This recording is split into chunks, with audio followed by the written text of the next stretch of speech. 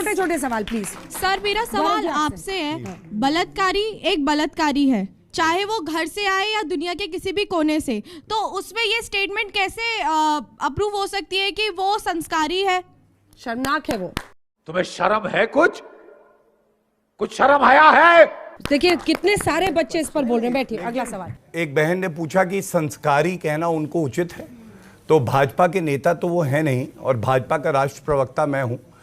बिल्कुल बिना शब्दों को इधर उधर घुमाए कहता हूं बिल्कुल गलत है। मैंने ये तक कहा उस बहन को इंसाफ मिलना चाहिए, बिल्कुल स्पष्ट। सबसे पहले तो इनके झूठ का पर्दाफाश कर दो। इन्होंने क्या कहा? जिसने कहा था कि बलात्कारी संस्कारी है वो बीजेपी का नेता नहीं है, वो बीजेपी का एमएलए है, सीके राहुल जी। उठाइए, उसने कहा था। इनके चुने हुए भाजपा के एमएलए ने, इनके 2 एमएलए ने कमेटी में रह के स्वीकृति दी थी कि ये बलात्कारी रिहा हो। वो भाजपा के नेता थोड़े ही हैं, गौरव भाटिया हैं भाजपा के। शर्म करो शर्म। मेरा सवाल गौरव जी से रहेगा। अभी उन्होंने एक बात बोला था कि महंगाई, क्या उन्होंने बहुत कुछ किया है, युवाओं के लिए बहुत कुछ किया है। मैं पूछना चाहूंगी उनसे कि युवा के लिए मोदी जी ने अभी तक किया क्या है? युवा अभी तक बेरोजगार बैठे हैं, लोगों ने डिप्रेशन में आके सुसाइड कर लिया है, महंगाई में भूखों के पास खाना नहीं है, गरीबों के पास में। बताइए मोदी जी ने क्या किया है इस पे? दूसरी बात इन्होंने करी, युवाओं के लिए क्या किया है? युवाओं के लिए यह किया है जो लूट खसोट अभी तक आप देखते थे कि एक ही परिवार के सारे सदस्य जो है लूटते थे देश को, अब यह हुआ है। आप बेरोजगारी दर देखिएगा, स्टेट वाइज बताता हूं, बड़े राज्यों में सबसे ज्यादा राजस्थान में 30., उत्तर प्रदेश में 4, गुजरात में 2। EPF data of 2021 says 1.3 crore jobs created in 2021। मुद्रा योजना 38 करोड़ लोन दिए हैं जिससे रोजगार के अवसर हुए।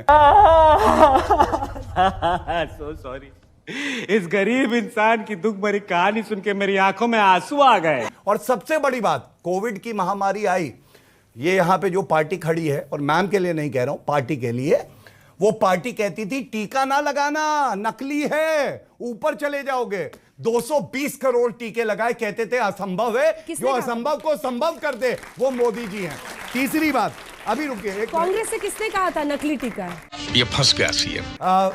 भूपेश बघेल जी ने कहा था, आप देख लीजिए जज, कोवैक्सीन के लिए क्या बोले थे? अगर कहा था तो सर मुंडवाएंगे, सर मुंडवाएंगे। ये झूठ बोलते हैं, ये झूठ बोलते हैं, सर मुंडवाएंगे। पूछिए इनसे। चलिए मैं चेक कर लेती हूं, मैं चेक कर लेती हूं, तब तक आप बात पूरी। यादव ने कहा दो नाम बता रहा हूं, सुनिए। आपका उनसे क्या बैर था वो सबको पता है। अबे साले, इन्होंने क्या कहा? बेरोजगारी बाकी राज्यों में यहां पे है, वहां पे है। 3 चीजें आपको बताती हूं बच्चों।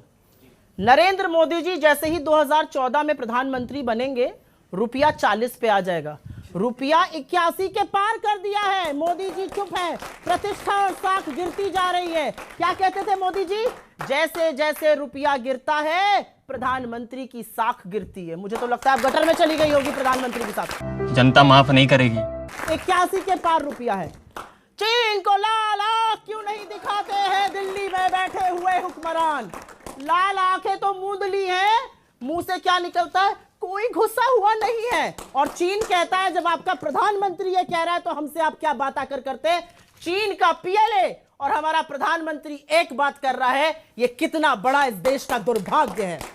देश संकट में है। चौथी बात, आप बेरोजगारी पर चर्चा क्यों नहीं करेंगे? आप कहते थे पकौड़े तलेंगे युवा।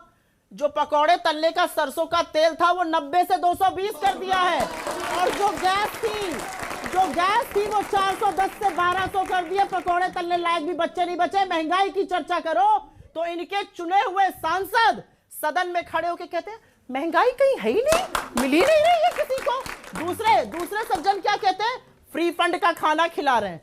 आरएसएस से आ रहा है खाना? अरे देश का कोष है, देश के किसानों ने पैदा किया, देश के लोग खा रहे हैं। और सबसे उम्दा तो इनकी वित्त मंत्री बोलती हैं। मैं तो जी ऐसे परिवार से आती हूं, लहसुन प्याज तो मैं खाती नहीं हूं।